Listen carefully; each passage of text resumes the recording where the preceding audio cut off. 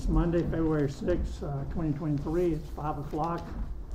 It's time for us to begin our Goldsboro City Council meeting. We're in the work session at this time, so I will ask the clerk to call the roll, please. Mayor Ham. Here. Mayor Pro Tem Polak. Present. Councilman Broadway. Here. Councilwoman Matthews. Present.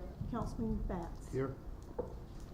So we have a quorum, although Councilman Gaylor and Councilwoman Jones were not here. They did notify us that they would not be here. So we'll proceed with those that we have here. So at this time, I want to ask for adoption of the agenda, but before we do so, I've been informed by the planning department that we should remove item M under consent agenda from that item M, as in Mike. Just to make a note of that.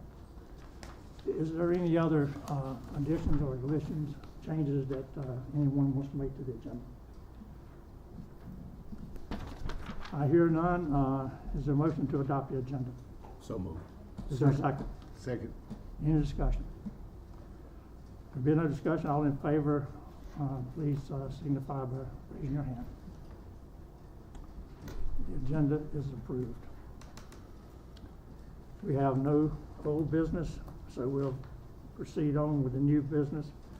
At this time, I'm going to invite Ms. Selena Bennett and Ms. Barbara Nelson to come forward and give us an update on community supporting schools.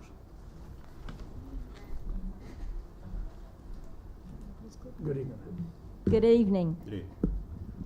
Thank you so much for inviting us to come tonight. We have had a long history and a great relationship working with Goldsboro City Council. And for those of you who were not on the council years ago, our relationship first began when the county and the city came together around 2008 to hire the first graduation coach that was placed at Goldsboro High School. And so that began the journey with community supporting schools and the nonprofit funding that was awarded to us to continue our programming. I have a few slides that I'm going to share tonight, and I have been told that I need to allow a few minutes to get through these because you have a full agenda tonight.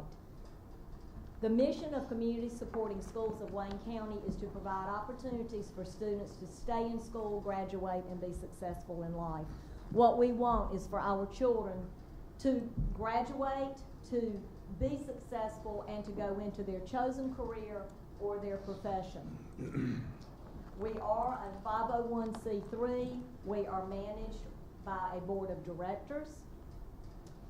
We have two sides of our programming, and it's a little bit complicated, so I always think of it as an umbrella of services. And on one side, we provide services to Wayne County Public Schools. We have the Success Coach program, the school supplies that we provide, and we have a mentoring program.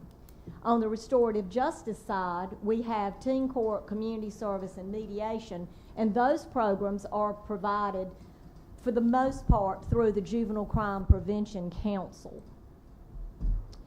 Why do we do all of these things under both sides of that umbrella? It's very clear. We have a dropout crisis in the United States. We have a crisis among our kids. And here are just a few statistics. 1/3 of American high school students do not graduate on time. And so we work in an effort to raise that graduation rate.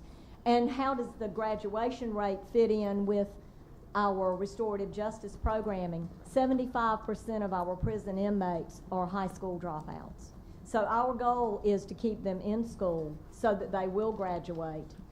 We have success coaches now in 10 schools. I am only going to focus on the 3 schools that yes. Goldsboro High, Brogdon Middle, Dillard, Grantham Middle, Mount Olive Middle, Spring Creek Middle, Southern Wayne High School, Brogdon Primary, Carver Elementary, and Carver Heights Elementary. We are basically enveloping and intertwining within feeder patterns, because if we can follow these children from elementary school to middle school to high school, hopefully we will have the relationships and the knowledge of these students and be able to help them to reach that graduation line. The three schools that the nonprofit funding touches for us is Carver Heights, Dillard Middle, and Goldsboro High School.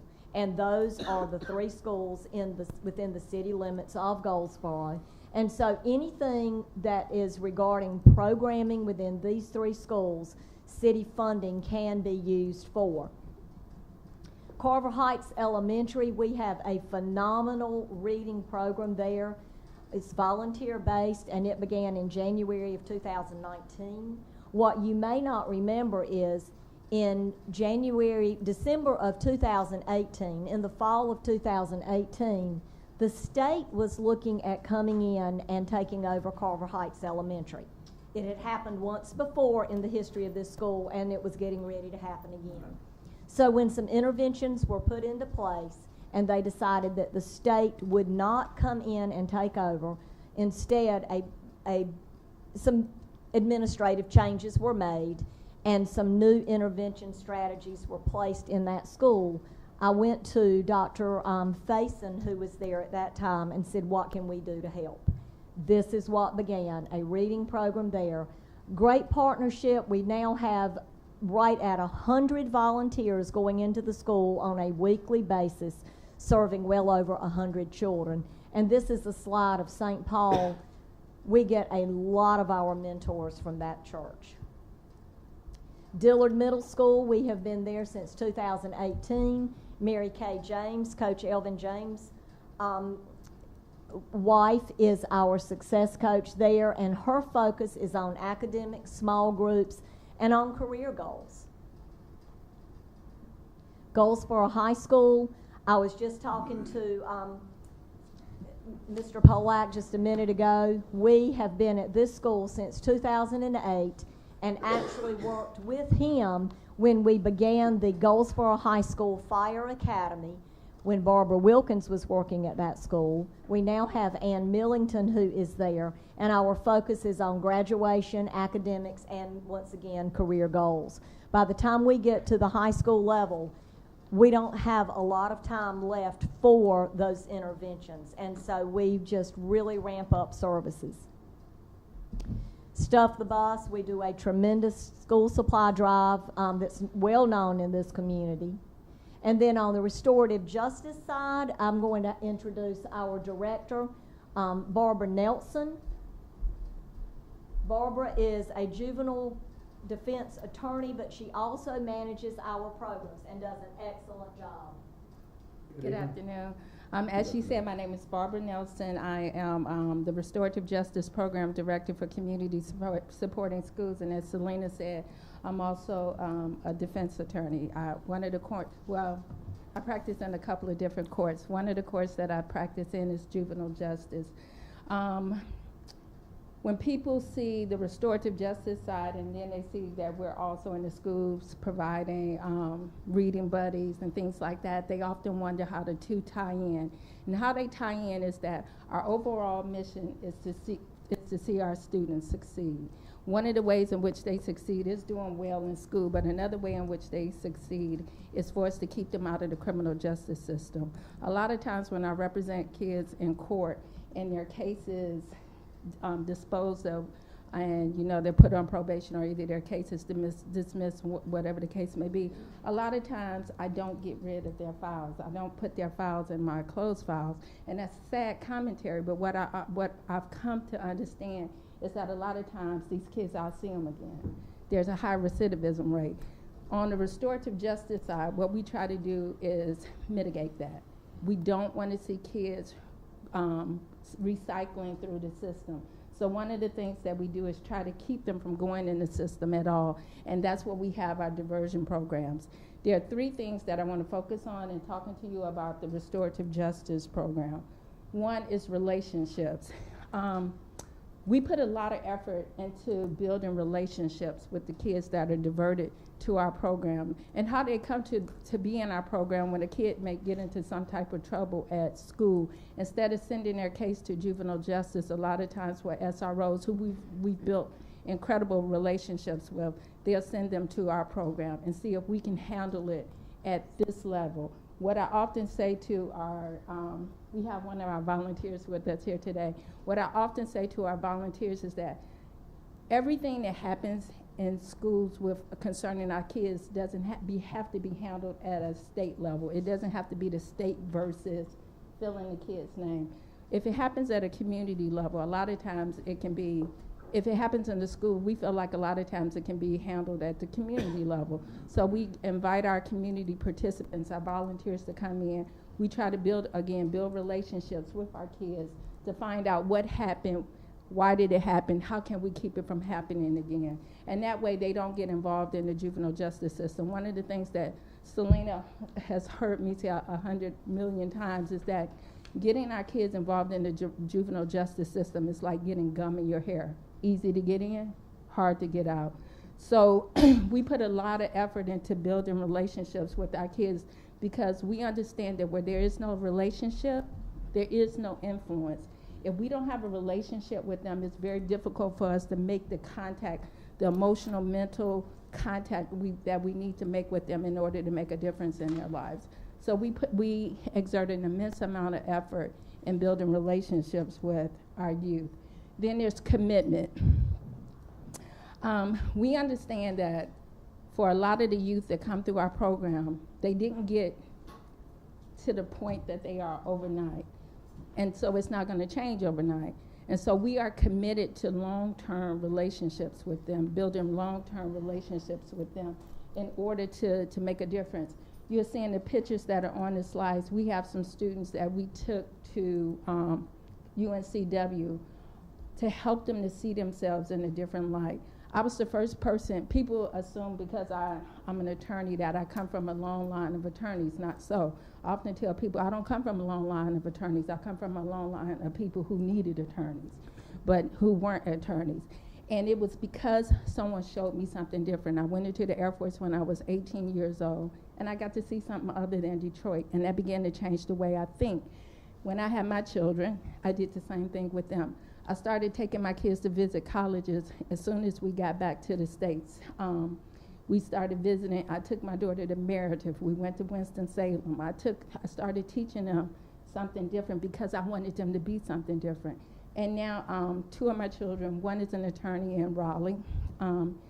My son Daniel just graduated from Campbell Law School. And then my youngest one, she just graduated, well, in 2020, she didn't have a graduation, and she reminds me of that because of COVID. She graduated from UNCW and is a filmmaker in Wilmington. But again, that's because she saw something different. I began to teach my children something and help them to see something different. And we wanted to do the same thing for the kids that come through our program.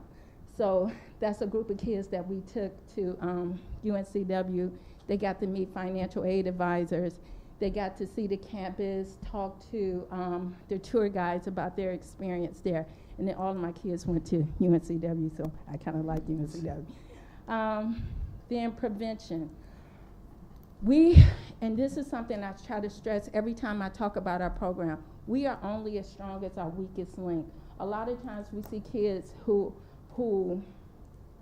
are underserved, or however we want to label them, and sometimes we look at it as that's them. But we are only as strong as our weakest link. We have to care about the others, the them, because they are part of us. I often say that if this boat goes down, we all go down together.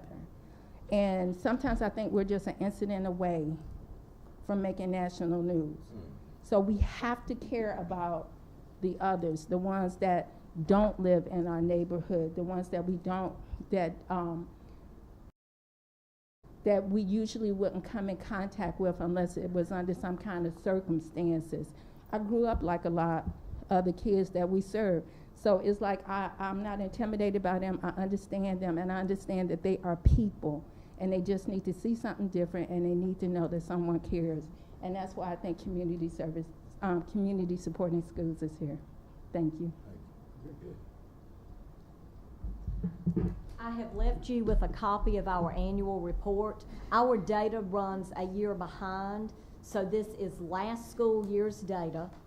We have a data management system so that we can monitor and track everything that we do, which is extremely important, especially in the grant world. But we appreciate you, we appreciate your support, and we appreciate your allowing us to come in and spend just a few minutes giving you an update on our programs. Thank you, ma'am. Thank you. I like that. Do you have like a pool of people that do volunteer work that could come speak? Because what I would do last year when I first got Goldsboro High School several years back, every week I would have a speaker. Councilwoman Matthews has spoken a few times. Commissioner Foster, and I call it a career day every week, a weekly career day. Right. So can you provide us possibly, as she said, people that come from different backgrounds could come out and speak and We collaborate can. with the school, and maybe I'll get you information. Like I said, I'm at Goldsboro High School, so I like to have that program, something where we can have people come out weekly. We can absolutely help find some great people to Okay. come in and speak. Okay, thank you, ma'am. And our very last slide, if you have not seen our website, go to our website. You can sign up for our newsletters. And we truly believe programs don't change people, but relationships do. Thank you. Thank you. Let me commend you and your staff for the job that you do. You know, we often say that our children are our most important product. And I know that you all make a great impact for the limited of resources that you have, but you have a great volunteer staff. I've witnessed them myself. And let me also just take a moment to say that I have a personal knowledge of these two ladies here. Selena has been the forefront of that organization and has done so much for this community. Ms. Nelson, I've known her for years. I know her children. I'm very proud of your family. She's a retired Air Force family. She served in the Air Force. Her husband, her father, her children is retired. They make a great asset, or they are a great asset to this community. And she could have probably gone to some law firm and practiced law and made a lot more money than you're paying her. But she gets to work with me. and she gets to work with you. Yeah. But you know, she has a great heart. Yes. She has a great heart. Absolutely. And she chose to do this work instead of going to some law firm. And I want to just again commend you both for the job that you do and the impact that you make on our children in this county and in the city itself. Thank you Thank you, ma'am. so much. Thank you, Selena. I know you all have other commitments, so if you want to leave, please feel free to do so at any time, but you can stay as long as you like.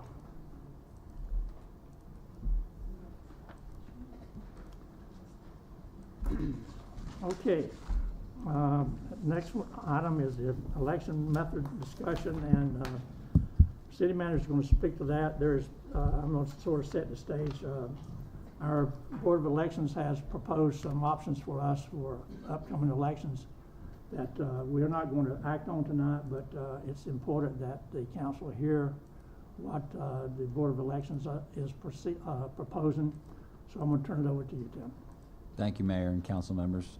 The director of the Wayne County Board of Elections informed me the upcoming city elections are estimated to cost roughly $50,000 per election.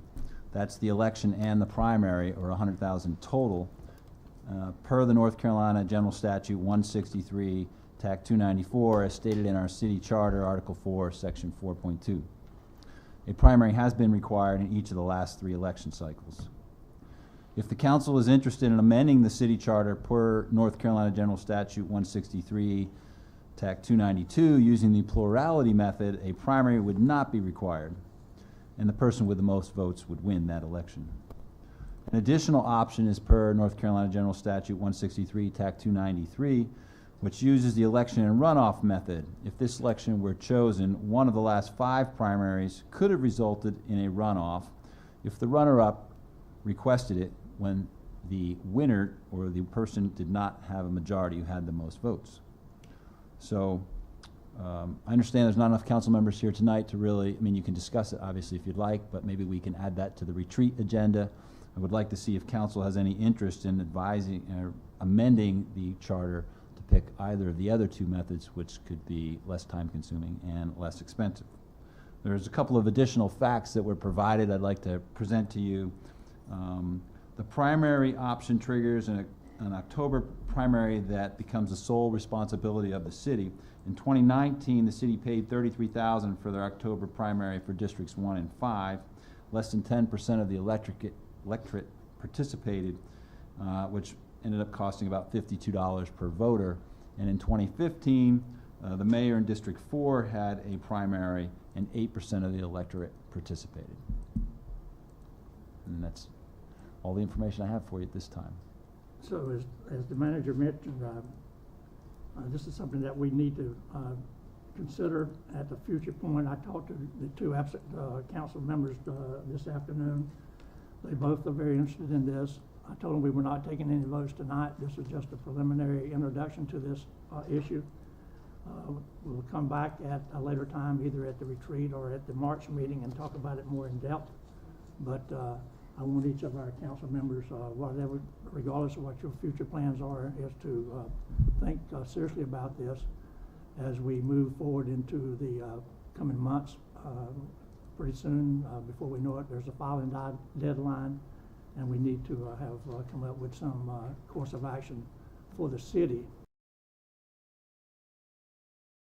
in this regard. So does anyone have any comment or that they want to make at this time or question?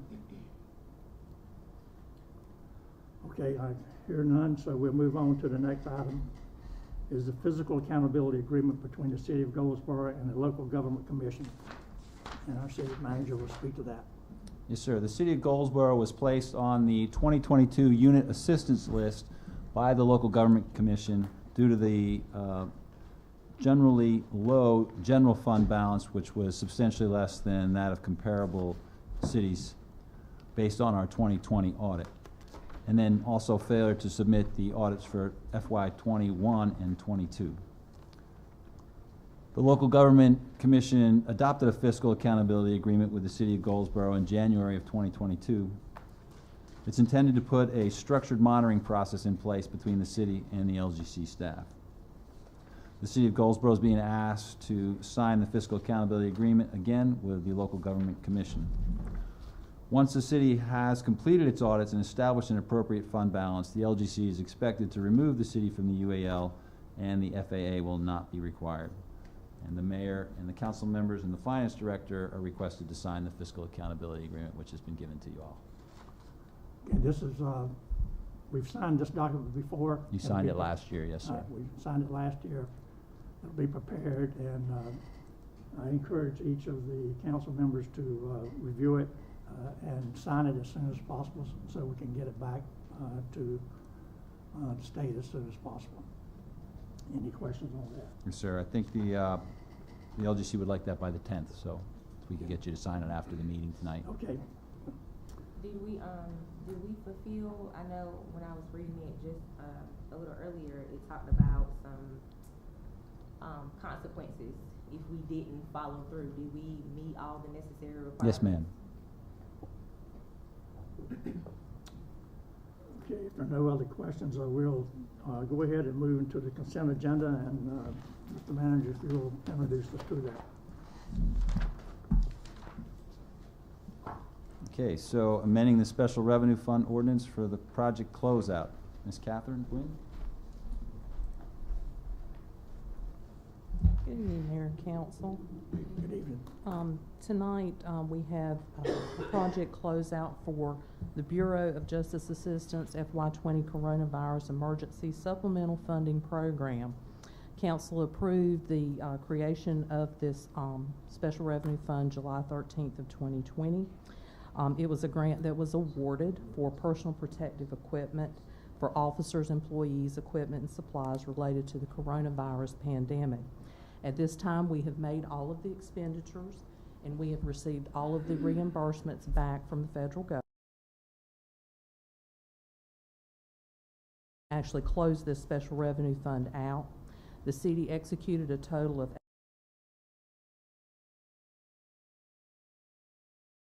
a total grant of $108,628.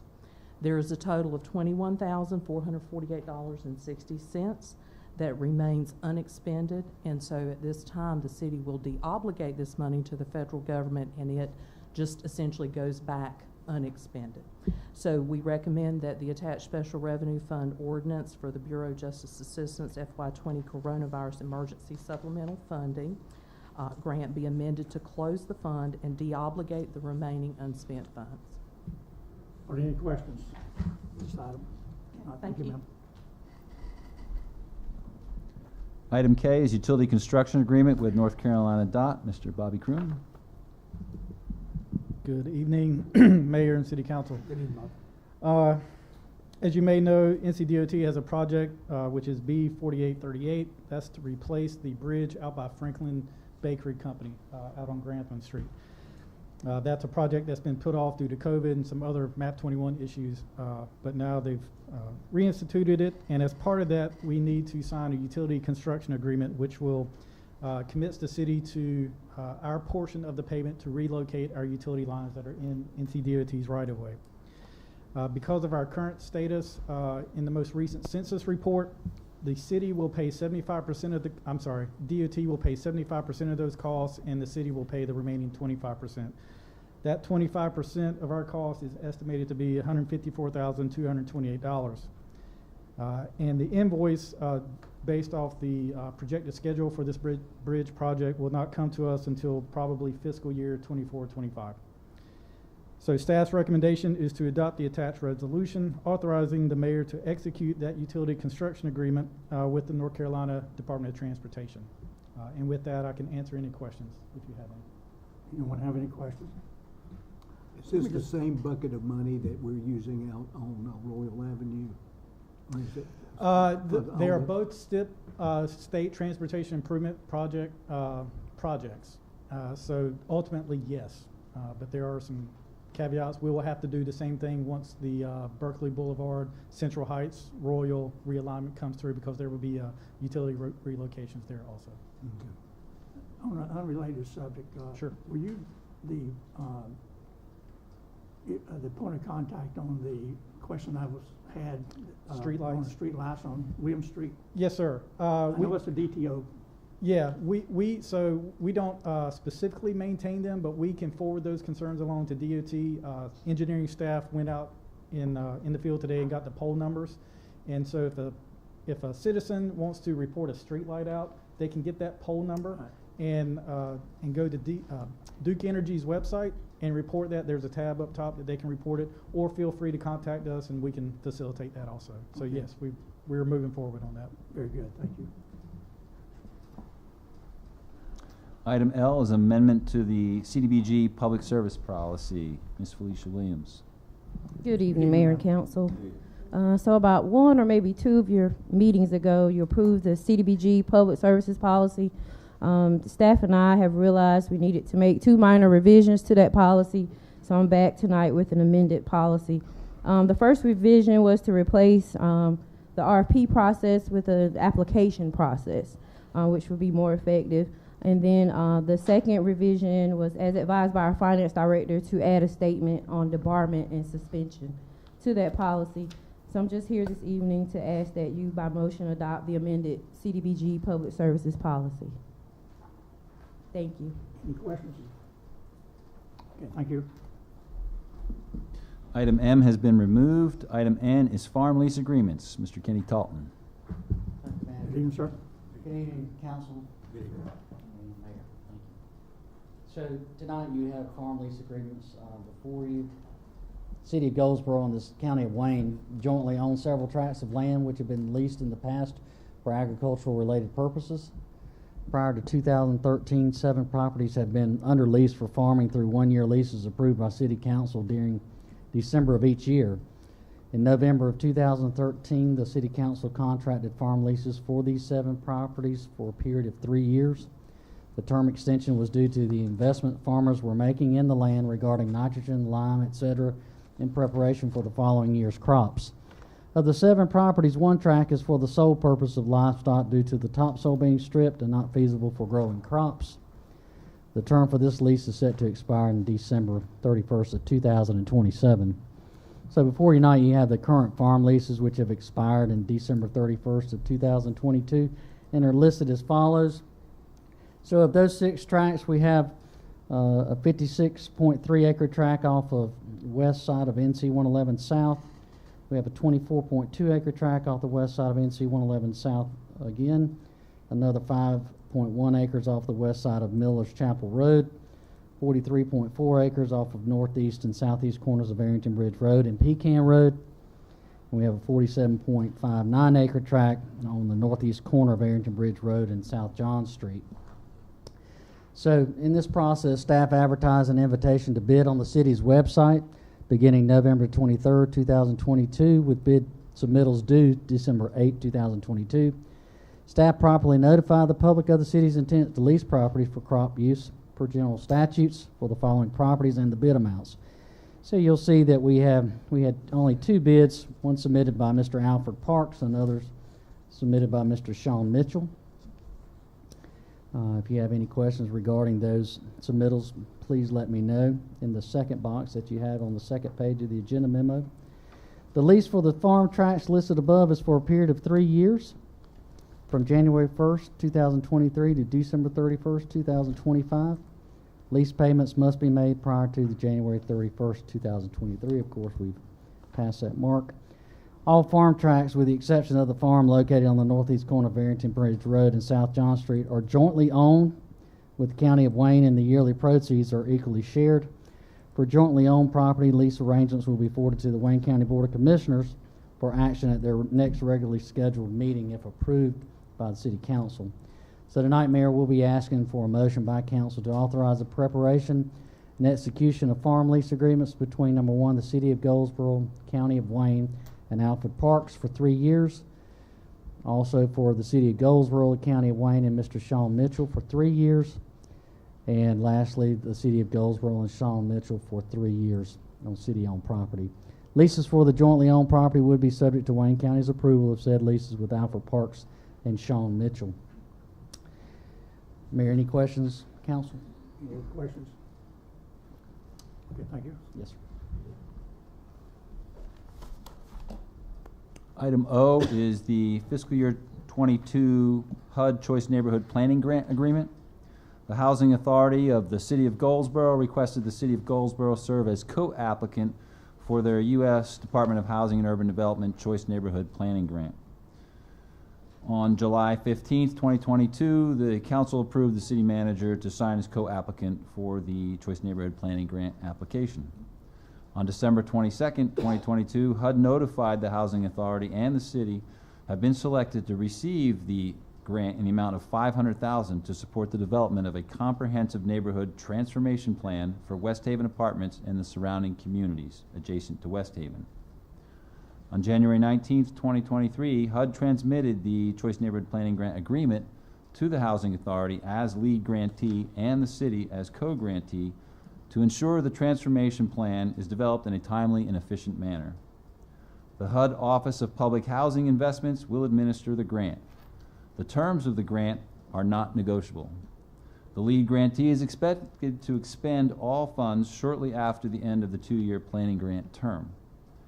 Per the city grant management policy, the council must formally accept the grant and authorize the mayor and our city manager to sign the agreement. It is recommended that council adopt the resolution authorizing the city manager to sign the FY22 Choice Neighborhoods Planning Grant Agreement. Any questions? Okay, so we've gone through the consent agenda, and we're at a point now where we're about 35 minutes into a 2-hour scheduled meeting. So if the council has no further business, I'll sue. I don't have any. I've got a couple closed session items we'll take on. Okay. Okay, well, let me have instead of recessing, I'll ask for a motion to go into closed session, and I'll ask the room to be vacated, please. Make a motion to go into closed session. Litigation. Okay. Is there a second? Second. Any discussion? All in favor signify by raising your hand. Okay, we're now in closed session, ladies and gentlemen. If you would.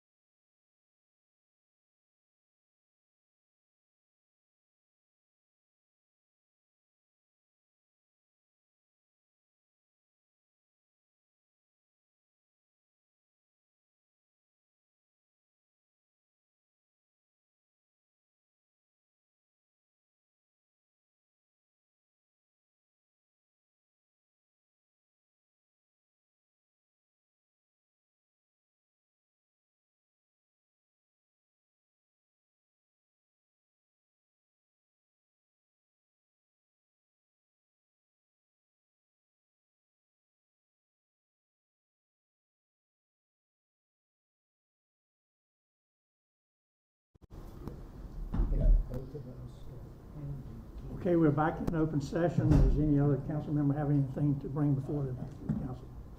If not, we recess until 7 o'clock. I'm ready to